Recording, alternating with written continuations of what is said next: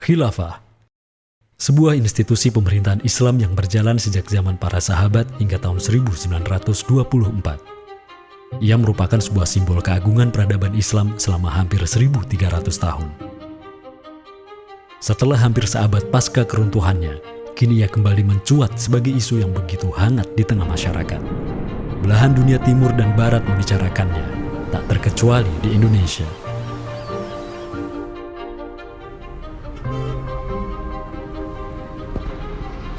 Perdebatan tentang khilafah tak terhindarkan. Apakah ia pantas diterima atau tidak di zaman modern saat ini? Kita tahu khilafah atau kehilafahan Islam itu di Nusantara bukan hal yang baru.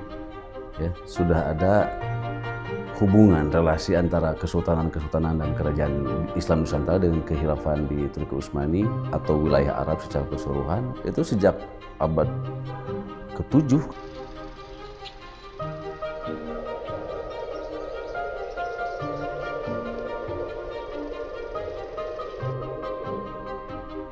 Sejarah khilafah yang panjang di pentas dunia telah memainkan debutnya di Nusantara. Islam yang diemban para punggawanya telah menjadikan Nusantara jaya dan menjadi sumber utama perlawanan terhadap para penjajah. Inilah kisah tentang Nusantara dan jalinannya dengan sang negara adidaya. Inilah kisah tentang khilafah yang menjadikan rakyat Nusantara sebagai satu umat dengan Muslim sedunia. Inilah kisah tentang jejak khilafah di Nusantara.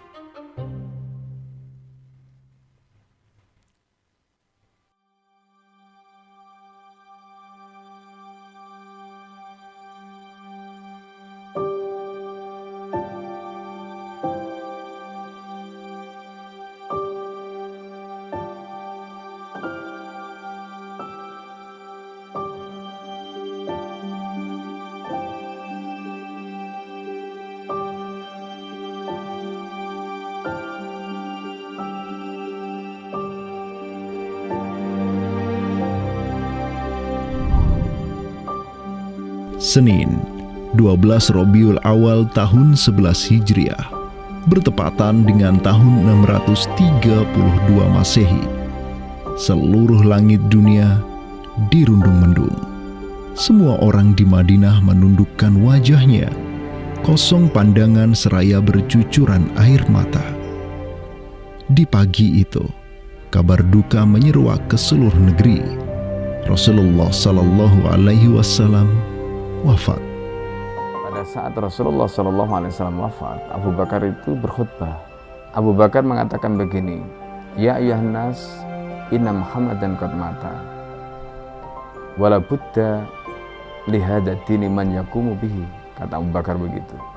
Wahai manusia, sesungguhnya Muhammad sudah wafat. Dan urusan agama ini harus ada yang mengurusnya.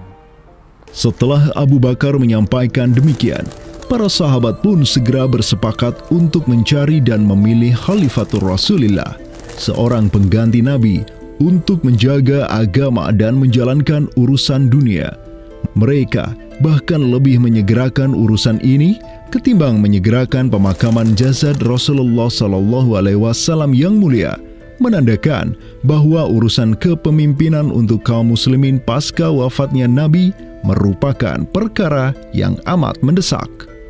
Karena itu Sayyidina Umar juga mengatakan, La islama illa bil jamaah, wala jama'atan illa bil imarah, wala imaratan illa bit ta'ah.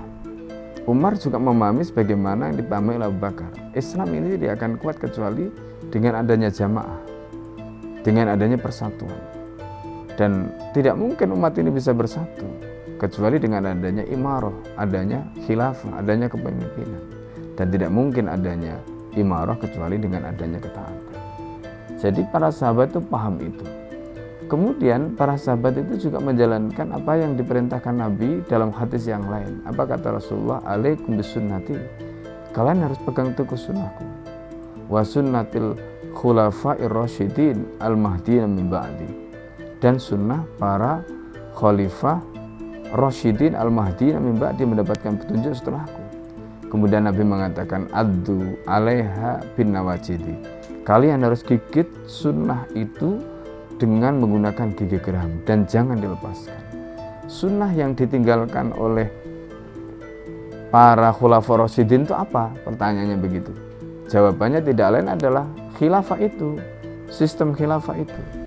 Maka di Saqifah Bani Sa'idah bersepakatlah kaum muslimin untuk memilih Abu Bakar sebagai khalifah pertama untuk mengatur negara mereka yang disebut sebagai khilafah Islamiyah.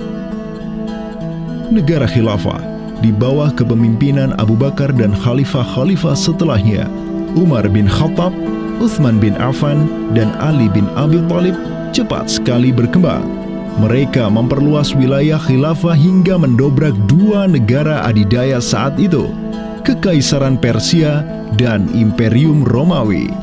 Semua aktivitas ekspansi tersebut merupakan realisasi kebijakan politik luar negeri khilafah Islamiyah, dakwah, dan jihad. Sementara di Timur Tengah sedang terjadi revolusi tauhid yang luar biasa dengan munculnya negara adidaya baru yang bernama Khilafah Islamiyah.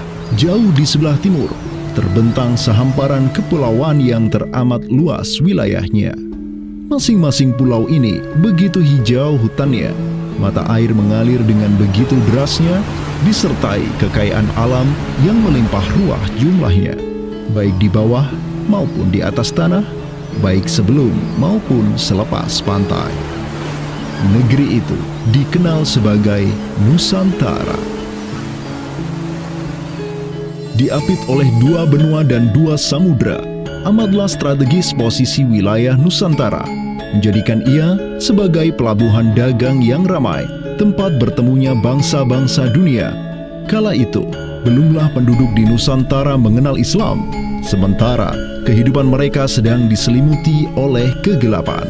Namun, tatkala Islam sedang membara di Timur Tengah, tentu sampailah pengaruhnya ke Nusantara.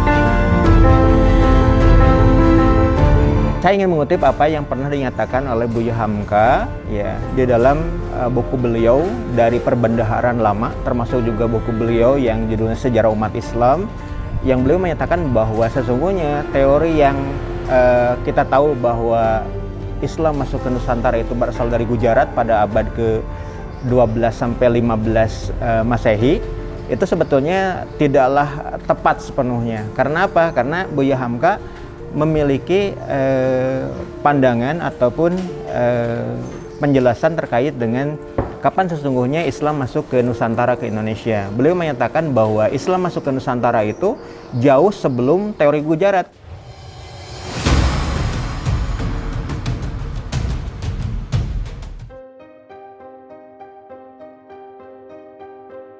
Di bawah pemerintahan Khulafaur Rasyidin yang wilayahnya membentang dari Afrika Utara sampai Persia, perdagangan kaum muslimin berkembang pesat dengan dikuasainya pelabuhan-pelabuhan strategis di Samudra Hindia. Hubungan diplomatik dan komersial pun terjalin dengan sejumlah kerajaan dari India sampai Cina.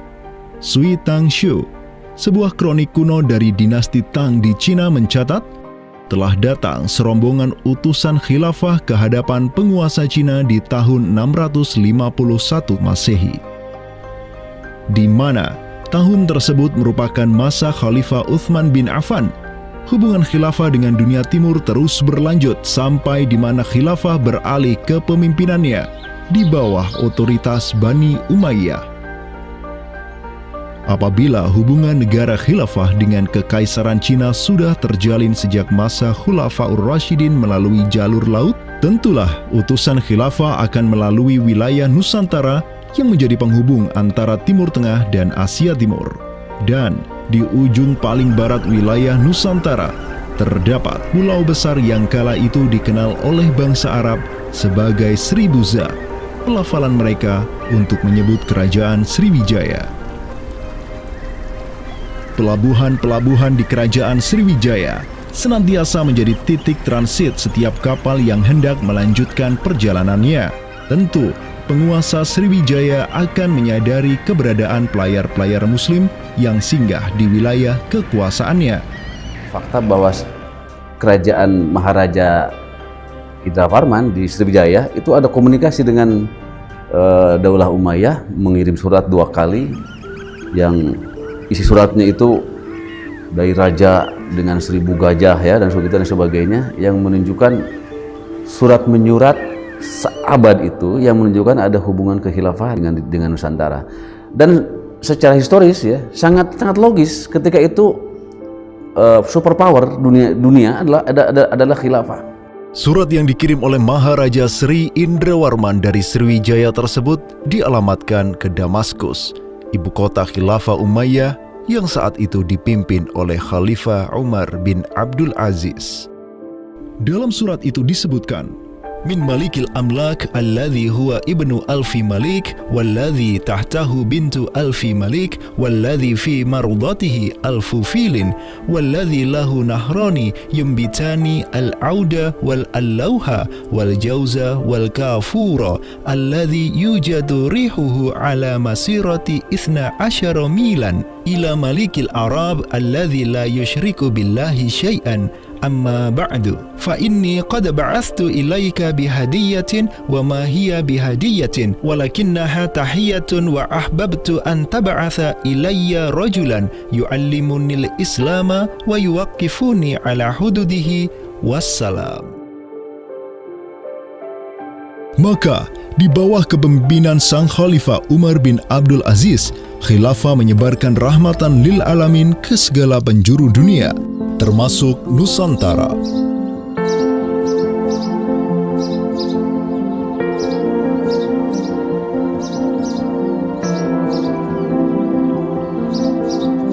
Seperti sekarang Amerika atau Eropa kan ada hubungan dengan semua negara karena dominasi politik, ekonomi mereka, budayaan dan sebagainya. Saat itu penguasa dunia atau superpower adalah dunia Islam, institusi politiknya khilafah, maka sangat logis kalau ada relasi dengan berbagai semua negara.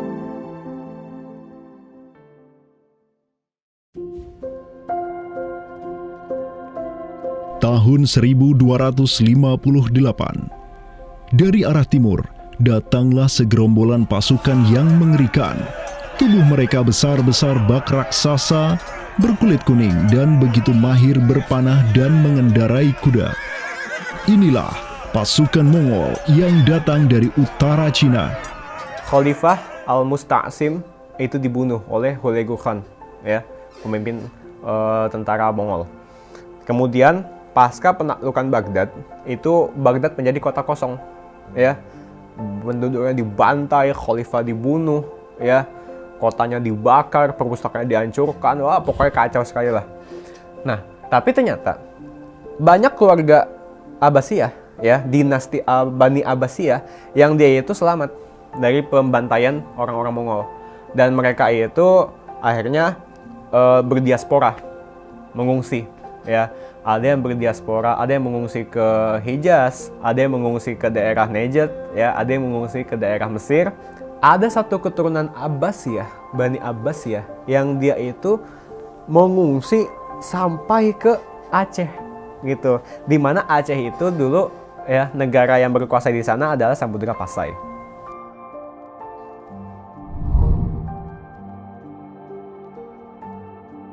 Terdapat 3 orang Bani Abbasiyah yang diketahui dimakamkan di Aceh, yakni yang pertama Sodrul Akabir Abdullah bin Muhammad Al-Abbasi, keturunan Khalifah Al-Mustaunsir Billah. Kedua, istrinya Siti Rahiman binti Malikul Mu'azzam, dan ketiga, anaknya Sodrul Akabir Yusuf bin Abdullah Al-Abbasi. Mereka bertiga dimakamkan di kompleks yang sama. Yang paling monumental, yang paling besar di sini kita lihat adalah seorang tokoh yang memiliki predikat As-Sadr Al-Kabir ataupun pengawal para pembesar yang derajatnya mungkin setingkat dengan Perdana Menteri. Beliau bernama Abdullah bin Muhammad bin Abdul Qadir bin Abdul Aziz bin Al-Mansur Abi Ja'far Al-Abbasi, yang mana genetika beliau yang daripada Al-Mansur ini sendiri yang merupakan kakek buyut daripada Abdullah ini adalah seorang khalifah dari Bani Abbasiyah. Bani Abbas ini yang terkubur di Aceh, ya, Lok Sumawe ini, ayahnya ini, ya, Muhammad bin Abdul Qadir, ternyata dia itu dicatat oleh Ibnu Battuta, ya, dicatat oleh Ibnu Battuta dalam rihlahnya kitab Tuhfatun Nazar, ya. Nah, dia itu ayahnya Abdullah bin Muhammad Sodrul Akabir yang di Pasai itu menjadi gubernur, ya, menjadi gubernur di mana, di daerah India, gitu, dicatat oleh Ibnu Battuta, gitu, ya. Dan Ibnu Battuta mencatat sultan-sultan di India itu begitu hormat, ya, begitu taat, dan mereka itu memuliakan keturunan Khalifah Abbasiyah ini, ya, keturunan Khalifah Al-Mustansir Billah, begitu. Nah, ini mengindikasikan bahwasanya apa? Sultan-sultan India itu begitu memuliakan, dan mereka itu dalam satu riwayat lain juga membaiat Khalifah Abbasiyah yang ada di Mesir. Sementara sultan-sultan di India, ya, Kesultanan Islam di India itu punya hubungan erat dengan Samudra Pasai, begitu. Nah, di sini kita bisa menduga kuat bahwasanya Samudra Pasai itu juga berbaiat kepada Khalifah Abbasiyah. Samudra Pasai pada masa itu berbaiat kepada dinasti sebelum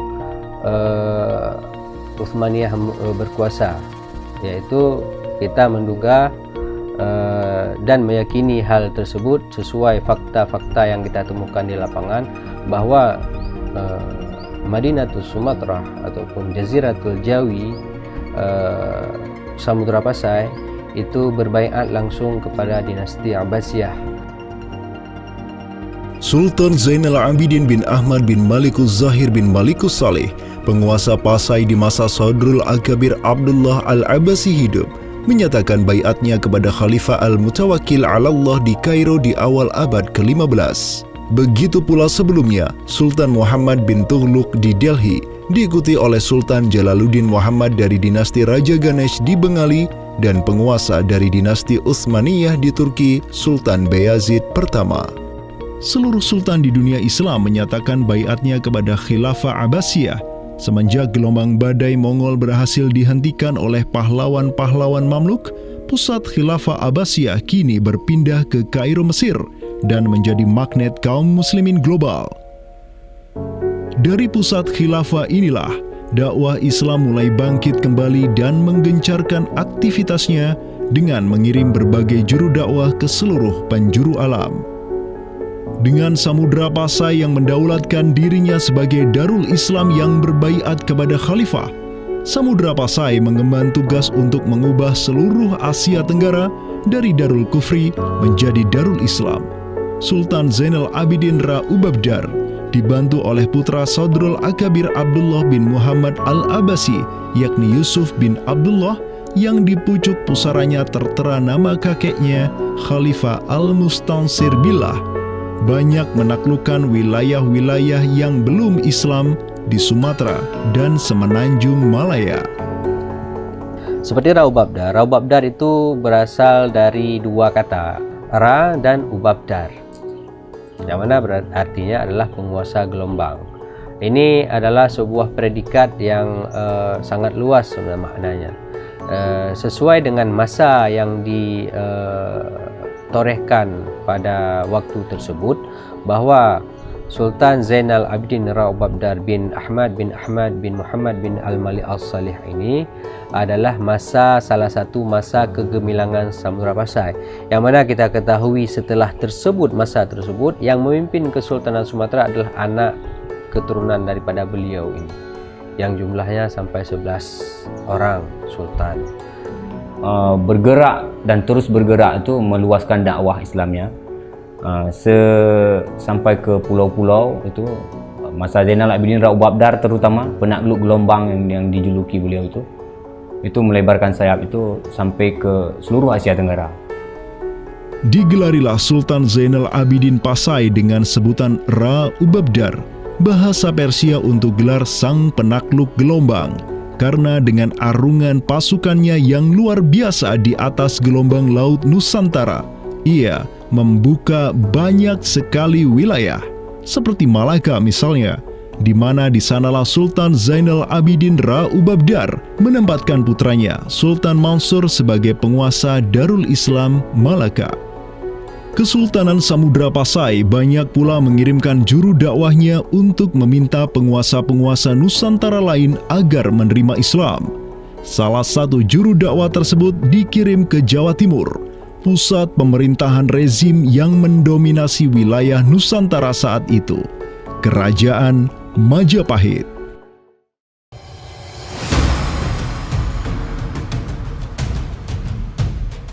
Gresik, Jawa Timur. Di kota yang hanya berjarak 60 km dari Trowulan, ibu kota Kerajaan Majapahit, terbaring jasad mulia di atas pusara marmer yang begitu indah. Inilah kubur seseorang yang menginisiasi tegaknya Islam di tanah Jawa, Maulana Malik Ibrahim, yang kemudian dikenal sebagai Sunan Gresik. Malik Ibrahim adalah seorang yang berkedudukan tinggi di lingkaran kuasa Samudra Pasai, terlihat dari gelarnya yang bertajuk Umdatus Salatin wal Wuzara, pondasi para sultan dan wazir, di mana gelar tersebut adalah gelar untuk wakil Sultan Samudra Pasai sebagaimana yang dicatat oleh Ibnu Batutah. Gelarnya yang lain seperti Burhanud Daulah Waddin, penerang negara dan agama, adalah gelar yang disematkan kepadanya selayaknya gelar-gelar yang diberikan Khilafah Abbasiyah kepada pejabat-pejabat penting daulah, sebuah gelar yang begitu politis sekaligus agamis.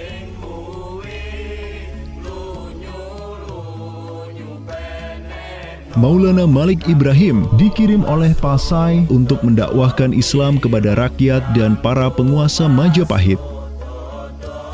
Banyak orang-orang dari kesultanan ini, Kesultanan Samudra Pasai, yang itu berbaiat langsung ke khalifah, itu mengirim orang-orang atau orang-orang Pasai itu banyak bermigrasi ke daerah-daerah lain di Nusantara.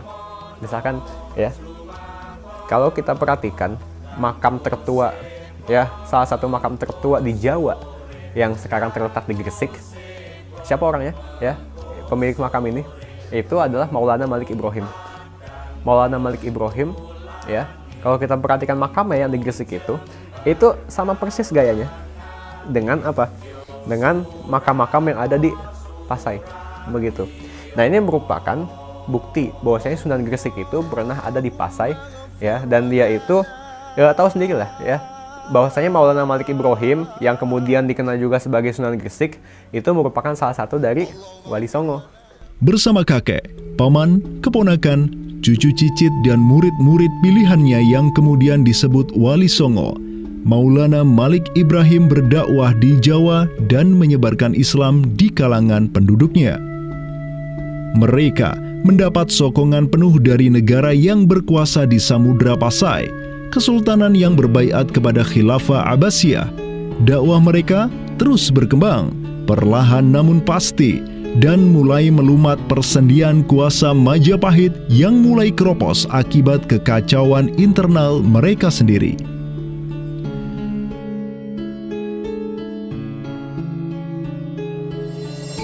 Para Wali Songo juga dihormati karena sebagian besar dari mereka menyandang status sebagai keturunan Nabi melalui jalur Husain bin Abi Thalib yang terus turun-temurun kepada Muhammad Sahib Marbal, turun lagi ke Alawi sampai ke Imam Jamaluddin Al-Husaini yang dikenal juga sebagai Syekh Maulana Jumadil Kubra, yang dari dialah para Wali Songo lahir sebagai anak-anaknya.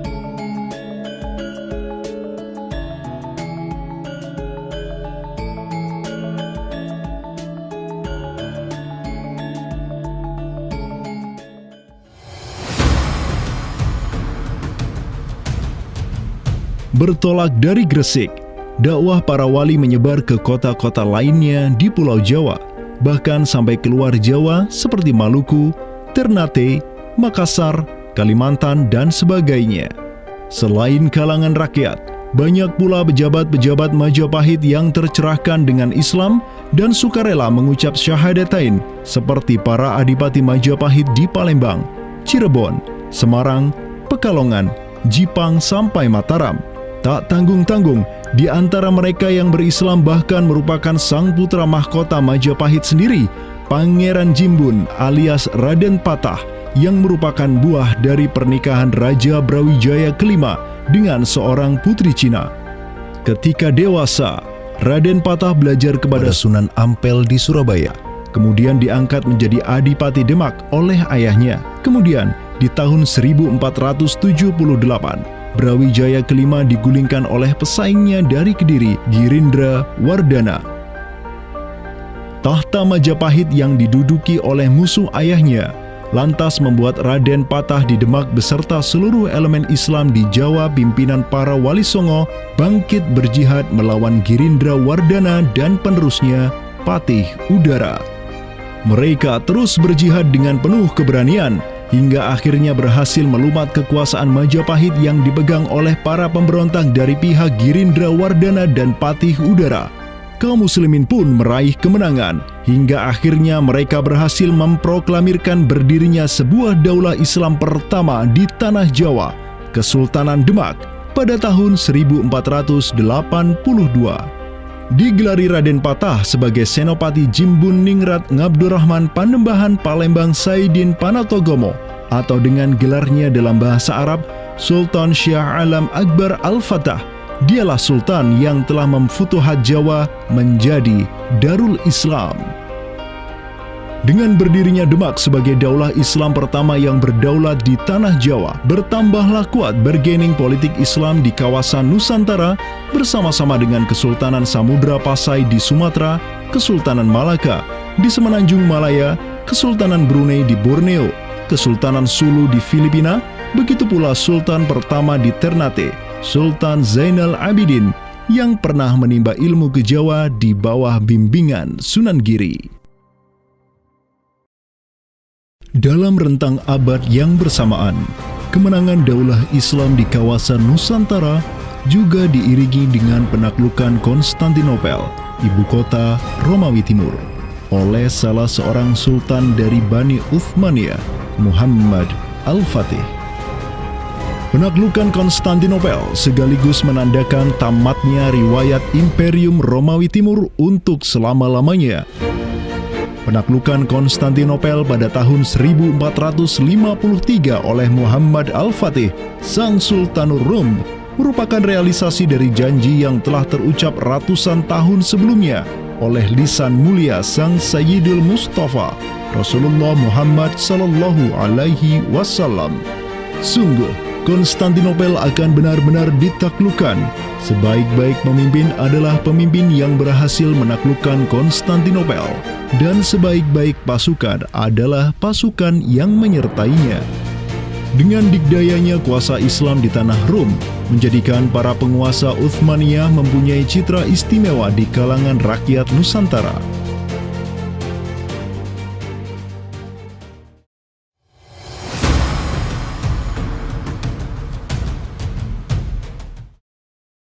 Namun demikian, dikala penaklukan demi penaklukan sedang digencarkan oleh tentara Islam mulai dari Rum sampai ke Nusantara, penaklukan yang sama juga digencarkan oleh tentara Kristen di ujung paling barat dunia Islam, Andalusia.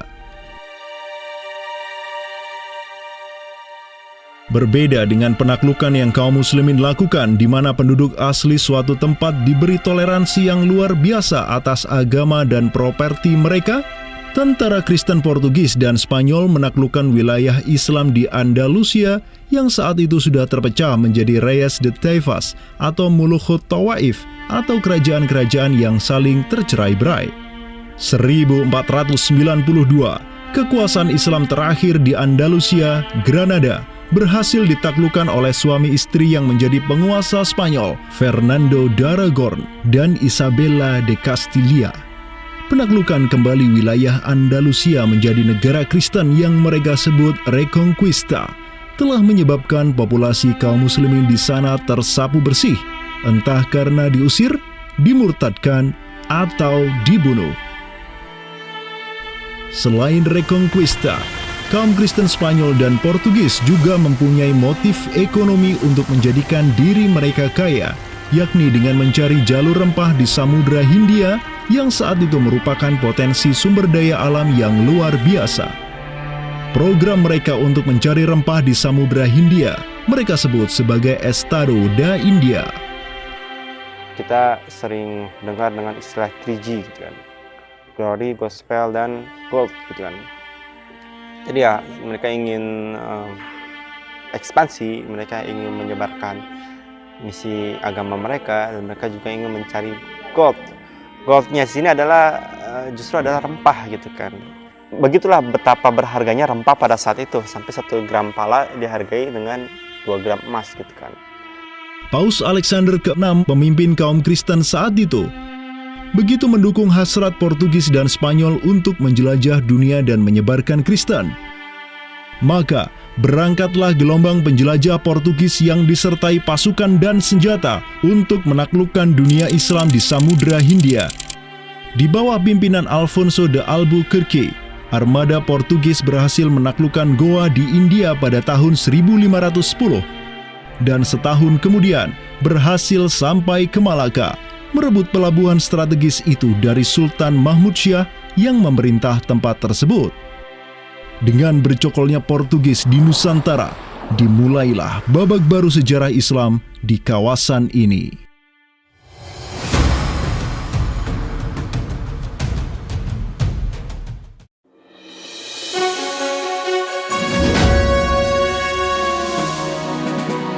Sementara di Nusantara tengah berlangsung gejolak dengan hadirnya Portugis yang berpusat di Malaka, cucu dari Sultan Muhammad Al-Fatih dari Bani Uthmaniyah, yakni Sultan Selim pertama, berhasil meluaskan pengaruh dan kekuasaannya di dunia Arab.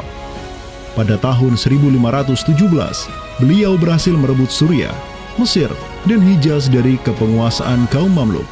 Khalifah Al-Mutawakkil 'alallah ketiga dari Bani Abbasiyah beserta Syarif di Makkah kini menyerahkan kepemimpinan umat Islam sedunia dan pelayanan 2 kota suci kepada Sultan Salim pertama, penguasa Uthmaniyah yang bukanlah mereka berdarah Arab.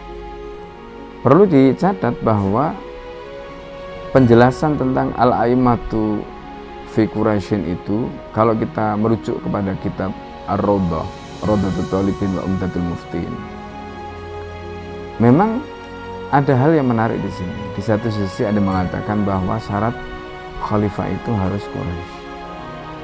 Tetapi Imam Nawawi sepakat ketika katakanlah dari Quraisy tidak ada, terus diambilkan dari mana? Maka kemudian disebutkan di situ ya di luar Quraisy, bisa dari bani ini, itu yang disebutkan di dalam kitab Ar-Rawdah. Karena itu sebenarnya syarat Al-A'immah fi Quraisyin itu bukan syarat yang wajib, tetapi difahami di sini berdasarkan penjelasan yang diantaranya disebutkan dalam kitab Ar-Rawdah tadi, itu adalah merupakan syurut afdaliyah. Maka semenjak tahun 1517, kepemimpinan khilafah beralih ke Bani Uthmaniyah. Selim pertama dan anak keturunannya kini didapuk sebagai Khalifatul Muslimin. Amirul Mukminin, Khadimul Haramain, Al-Ghazi fil Bahraini wal Bahraini, Zilullah fil Alam, Padisyah wa Khilafat Penah. Wilayah khilafah Uthmaniyah terus merangsek Eropa, dan merekalah yang menguasai Laut Mediterania dan juga Laut Merah.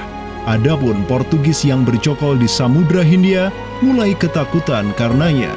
Karena dengan munculnya khilafah Uthmaniyah sebagai negara Islam yang adidaya, solidaritas Muslim sedunia akan bangkit kembali karena memiliki perisai kuat di sisinya. Ini erat kaitannya dengan hubungan dengan negeri kita, karena keimanan yang kemudian merekatkan ya dengan semangat akidah Islamiyah, semangat ukhuwah Islamiyah, menjadikan umat Muslim yang ada di Timur Tengah dengan umat Muslim yang ada di Nusantara Indonesia itu terjalin hubungan yang sangat erat. Karena kita tahu bahwa ada ayat Allah Subhanahu wa Ta'ala yang menyatakan innamal mu'minuna ikhwah. Sesungguhnya orang-orang beriman itu adalah saudara. Ketika ada saudara mukmin yang terzalimi, maka saudara mukmin yang lain itu punya kewajiban untuk membela. Demikian pula ketika Muslimin Nusantara itu terzalimi dengan adanya penjajahan, dengan adanya imperialisme yang dilangsungkan oleh orang-orang kafir penjajah, baik itu oleh Portugis, Spanyol, Inggris, Perancis ataupun Belanda. Ya. Maka kemudian Muslim yang ada di Timur Tengah yang pada waktu itu masih memiliki kepemimpinan yang tunggal untuk seluruh dunia, yaitu Khalifah, itu juga turut ya memperhatikan, turut mendukung, turut memperjuangkan pembebasan ataupun kemerdekaan bagi bangsa Muslim Nusantara. Kenapa? Ini semangat jihad di antara kaum Muslim yang dihubungkan dengan semangat keimanan atau akidah Islamiyah tadi. Kenapa? Yang namanya mukmin itu adalah kal jasadil wahid, ya, satu tubuh. Ketika bagian tubuh yang lain itu teraniaya, maka tubuh yang lain pun punya kewajiban untuk membelanya ataupun juga ikut merasakan penderitaan yang dialami oleh bagian tubuh kaum muslim yang lain.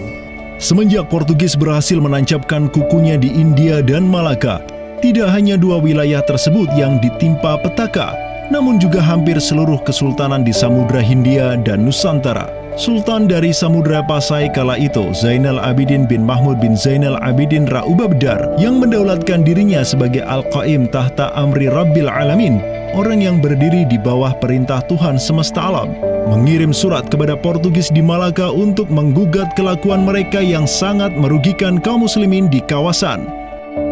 Namun apalah daya, Sultan Zainal Abidin yang ini kemudian dikenal sebagai penguasa terakhir Pasai, karena setelah ia wafat pada tahun 1517, bala tentara Portugis datang ke Pasai dan menaklukkan Kesultanan Islam pertama di Nusantara itu dengan penuh tipu daya. Tak hanya Pasai yang berhasil ditiadakan, Portugis juga mampu menahan serangan pasukan Islam dari Demak sampai Sultannya Patiunus bin Raden Patah syahid di Lumat Muntahan Meriam Portugis pada tahun 1521. Dengan diplomasinya yang culas, Portugis juga menjalin kerjasama dengan kerajaan Pajajaran di Jawa Barat pada tahun 1522.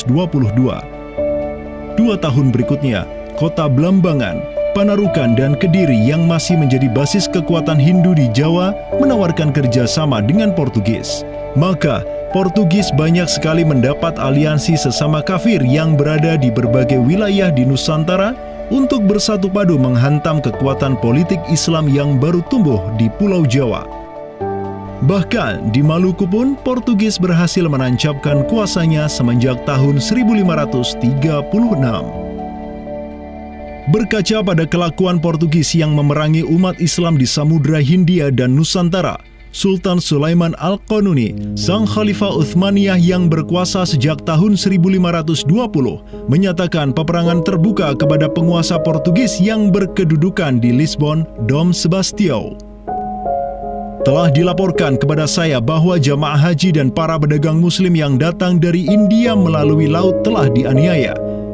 Jika engkau masih membangkang, maka dengan bantuan Allah yang Maha Agung, kami akan melakukan segala yang diperlukan untuk memulihkan ketertiban di negeri-negeri itu, dan tiada guna lagi bagi engkau untuk memprotesnya.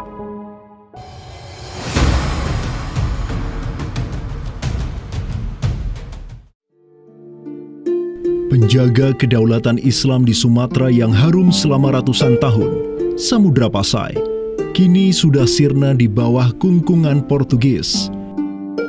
Namun, harapan kemenangan itu masih ada.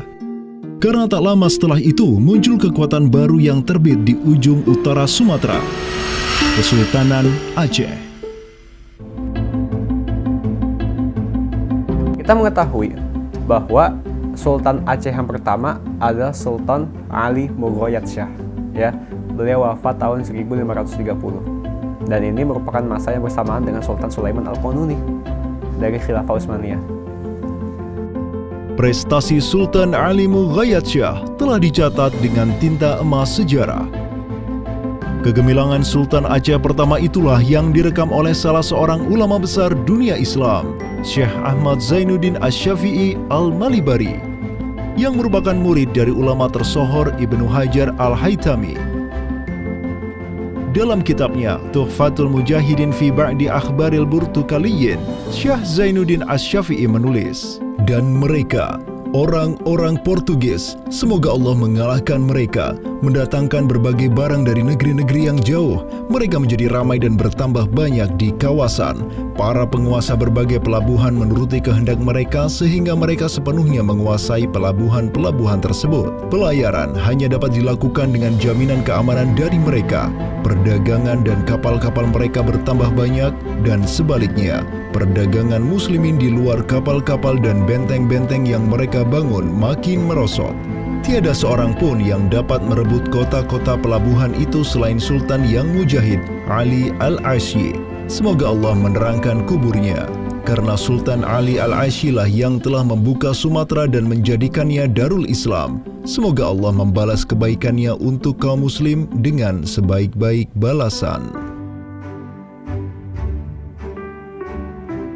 Kalau kita perhatikan makam Sultan Ali Mughayat Shah, di situ ada kalimat menarik yang terpampang di inskripsi makamnya. Al-Ghazi fil barri wal bahri yansuruhullah. Ya. Bahwasanya Sultan Ali Mughayat Shah itu juga dikenal sebagai Al-Ghazi, ya, petarung fil barri wal bahri, di darat dan di laut, yansuruhullah, semoga Allah menolong dia, begitu. Nah, kalau kita telisik gelar ini, ya, Al-Ghazi fil barri wal bahri yansuruhullah, gelar Al-Ghazi itu merupakan sesuatu yang biasa digunakan oleh Sultan-Sultan Utsmaniyah.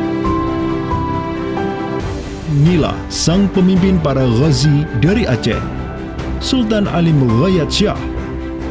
Ialah yang menyatukan berbagai pemimpin lokal di Nanggro dan menjadikannya sebagai satu kekuatan tempur yang dipenuhi keimanan dan ketakwaan kepada Allah. Sebenarnya yang bergelora di masyarakat Aceh ini itu jihad fisabilillah, ya, atas nama Islam.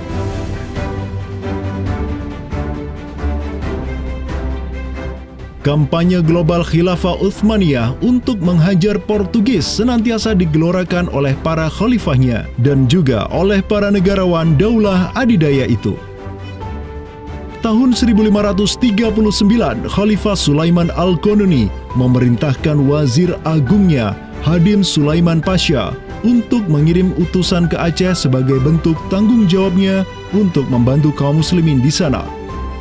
Utusan tersebut ialah Hamad Khan, seorang Mesir yang tak lain merupakan sepupu dari Hadim Sulaiman Pasha sendiri. Atas bantuan utusan dari khilafah inilah Aceh dapat menaklukkan wilayah Batak menjadi Darul Islam. Tahun-tahun berikutnya, pucuk pimpinan Kesultanan Aceh digantikan Sultan Alauddin Riayat Shah Al-Qahar, anak dari Sultan Ali Mughayat Shah.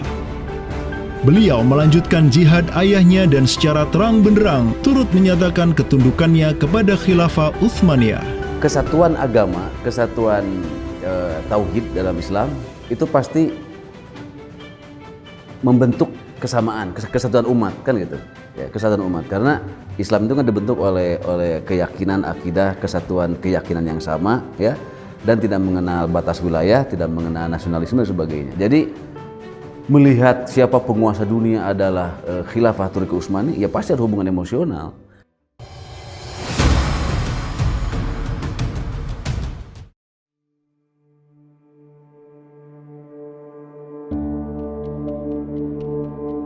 Pada tahun 1566, Sultan Alauddin Riayat Shah Al-Qahar mengirim surat ke Istanbul. Dan pada baris ke-69 sampai ke-71, Sultan Aceh ini menyatakan baiatnya kepada Khalifah Sulaiman Al-Qanuni. Dengan bersungguh-sungguh, kami meminta agar Padishah atau Khalifah tidak lagi memandang saya, hambanya di tanah Aceh ini, sebagai penguasa yang independen, melainkan sudi menerima saya sebagai hambanya yang miskin dan rendah, yang dapat berkuasa berkat kemurahan hati Sang Padishah, Sang Pelindung dunia, naungan Allah di muka bumi, dengan jalan yang tiada berbeda dari gubernur Mesir, Yaman, atau para bey di Jeddah dan Aden. Sultan Selim kedua tatkala mendengar, ya, membaca surat dari Aceh ini, di mana surat Aceh ini itu selain memberikan baiat, dia itu juga meminta pertolongan kepada Khalifah Amirul Mukminin sebagai pelindung dunia Islam global agar mengirim sejumlah persenjataan ya, kapal perang, ahli-ahli militer ya kemana? Ke Aceh untuk menghadapi Portugis yang saat itu sedang menguasai Selat Malaka. Begitu. Nah, akhirnya apa? Bahkan Sultan Selim II itu menyebutkan ya Aceh itu sebagai wilayati Aceh ya. Wilayat itu asal katanya dari bahasa Arab, wilayah. Wilayah itu kalau dalam istilah tata negara Islam ya merupakan provinsi gitu. Jadi di sini ya Sultan Selim II, Khalifah Utsmani ini menyebut Aceh itu sebagai provinsi, wilayati Aceh. Atau dalam arsip yang lain disebut wilayatul Hind ya. Kemudian kalau dari segi kerjasama militer, ya itu dengan ditandai dengan pengiriman artileri perang yang cukup luar biasa, yang bahkan sampai yang namanya meriam-meriam monster dalam meriam penghancur, dan kemudian tim ahli pembuat meriam yang dikirimkan dari Turki ke Aceh Darussalam. Tapi ya qadarullah ternyata saat itu terjadi pemberontakan di daerah Yaman ya. Pasukan-pasukan yang seyogyanya dikirim ke Aceh itu dialihkan ke Yaman ya. Walaupun dialihkan ke Yaman untuk memadamkan pemberontakan di sana, tapi tatkala pemberontakan itu selesai, apakah misi ke Aceh itu tetap berlanjut? Lanjut ya. Tetap berlanjut. Nah, akhirnya sejarah mencatat bahwasanya ada 2 kapal galeon ya, 2 kapal perang besar yang dimana isinya merupakan perwira-perwira ahli militer dari Utsmaniyah dikirim ke Sultan Alauddin Riayat Shah Al-Qahar ya. Nah, dan ini ya menurut Profesor Amirul Hadi ya jumlahnya 400 ya. Janissaries, tentara elit Utsmaniyah, dikirim ke Aceh.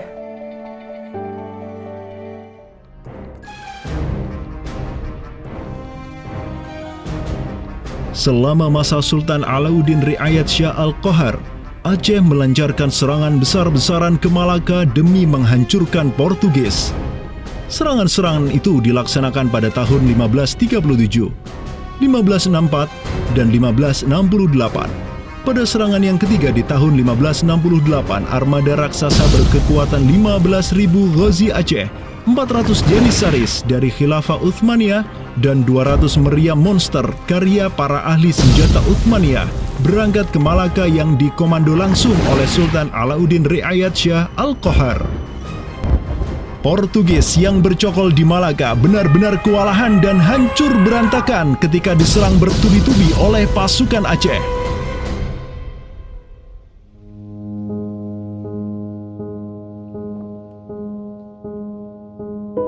Walau demikian, Portugis berhasil bertahan karena dibantu oleh sekutu-sekutunya dari Johor dan Kedah. Banyak korban yang berjatuhan baik dari pihak Aceh maupun pihak Portugis. Begitu pula ada beberapa Janissaries Utsmaniyah yang turut gugur dalam jihadnya di kawasan Nusantara ini. Ada satu daerah di kawasan Bandar Aceh ini, Bandar Aceh Darussalam, itu Kampung Bitai. Itu tempat para tentara-tentara Turki syahid, kemudian dimakamkan di Bitai.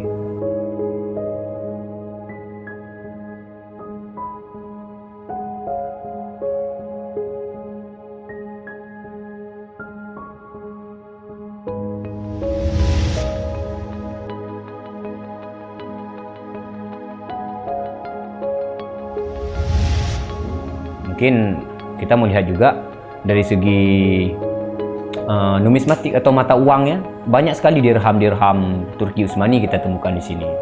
Ini adalah Gampung Pande, sebuah rawa kumuh yang terletak di tepi pantai Kutaraja, Banda Aceh. Semenjak tahun 2006, tempat ini sudah dijadikan sebagai tempat pembuangan akhir untuk sampah dan tinja. Kemudian sempat pula ingin dibangun di atasnya instalasi pengolahan air limbah atau IPAL oleh Pemda setempat. Namun siapa sangka, di tempat yang nasibnya begitu menyedihkan hari ini, di tahun 2013 lalu, telah ditemukan tidak kurang dari 6.000 keping dinar dan dirham yang dicetak oleh Khilafah Utsmaniyah dan Kesultanan Aceh. Dari Sultan Sulaiman Al-Kanuni kita temukan di sini. Kemudian Sultan Murad juga kita temukan di sini.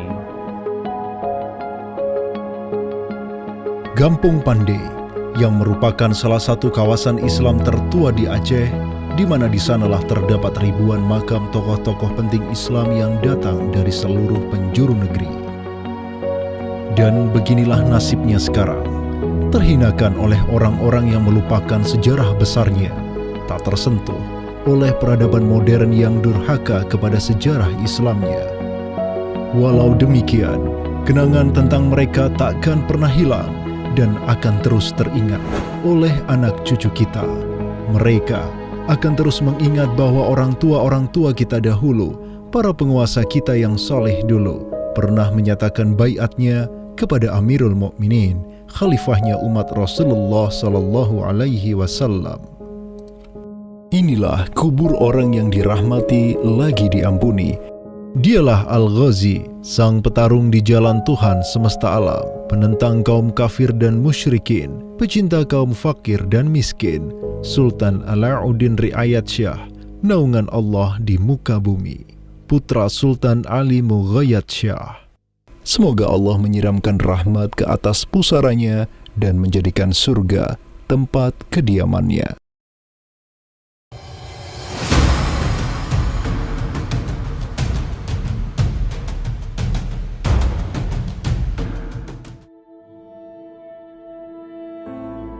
Seiring angin Katulistiwa yang terus merayu, gelora Islam juga terus melaju dari Aceh, Jawa, dan terus menyusur ke arah timur sampai ke Jaziratul Muluk, Kepulauan Raja-Raja. Di Maluku, yang juga dikenal sebagai Kepulauan Rempah-Rempah, ada begitu banyak raja yang berkuasa di masing-masing pulaunya.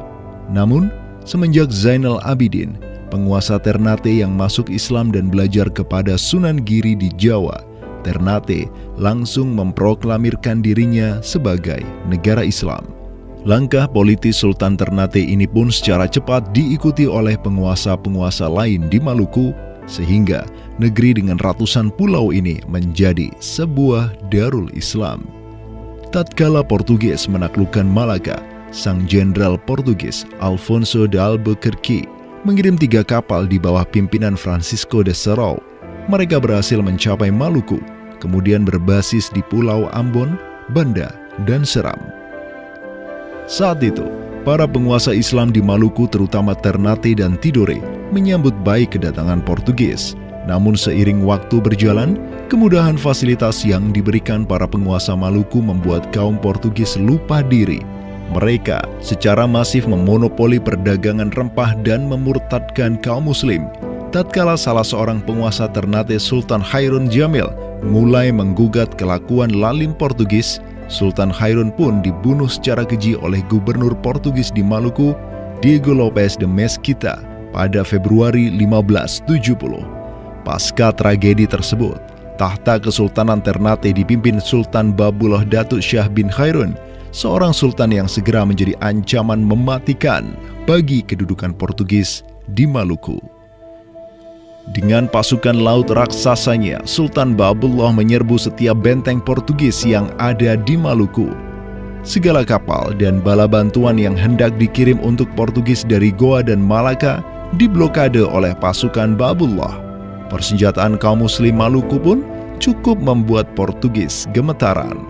Karena selain menggunakan panah, tombak, dan pedang, Sultan Babullah juga menggunakan meriam monster hasil buah tangan Janissaris Utsmaniyah. Sultan Babullah itu mempekerjakan sekitar 20 ahli militer dari Khilafah Utsmaniyah. Gitu. Nah, orang-orang Utsmaniyah ini ahli militer dan mereka itu ahli juga persenjataan. Pasukan-pasukan persenjataan itu diproduksi oleh orang-orang Utsmani ini dan mereka itu mengajarkan kepada orang-orang Maluku, pasukan Sultan Babullah, untuk membuat senjata. 20 orang Utsmaniyah ini merupakan sebuah tim ahli senjata yang menjadi bagian dari pasukan Khilafah Utsmaniyah yang dikirim Khalifah Selim II kepada Sultan Alauddin Riayat Shah Al-Qahar di Aceh. Dengan pengalaman yang mereka dapatkan setelah membantu Sultan Aceh berjihad melawan Portugis di Malaka, 20 Janissaries ini melanjutkan perjalanan mereka dari Aceh menuju Ternate. Peperangan dan pengepungan pasukan Babullah untuk menyerang Portugis yang bersembunyi di benteng-benteng mereka terus berjalan selama 5 tahun, dari tahun 1570 sampai tahun 1575. Akibat pengepungan tersebut, kaum Portugis amat menderita dengan kelaparan, sampai-sampai mereka memakan anjing, tikus, sampai cicak demi bertahan hidup. Hingga akhirnya pada 27 Desember 1575, Portugis mengibarkan bendera putih. Mereka pergi dari Maluku untuk selama-lamanya dengan rasa malu yang tiada terperi. Sultan Babullah yang terus berkuasa sampai tahun 1583 terus mengekspansi banyak wilayah di timur Nusantara untuk menjadi Darul Islam. Raja Makassar, Karaeng Bonto Langkasa, berhasil Babullah Islamkan sehingga Makassar menjadi Darul Islam.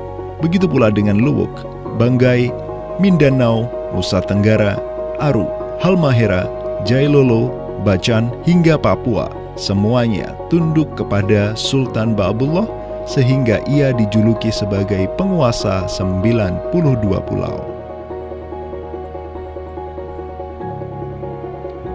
Dengan prestasi yang demikian luar biasa, tentu Babullah tidak berdiri sendiri. Ada ikatan solidaritas dengan sultan-sultan Aceh, Jawa, sampai Filipina. Ikatan sebagai satu umat. Ikatan dengan satu akidah, akidah Islam. Ikatan dengan satu semangat, semangat jihad. Dan ikatan dengan satu kepemimpinan. Karena seluruh sultan di Nusantara tunduk dan begitu hormat pada Khilafah Utsmaniyah.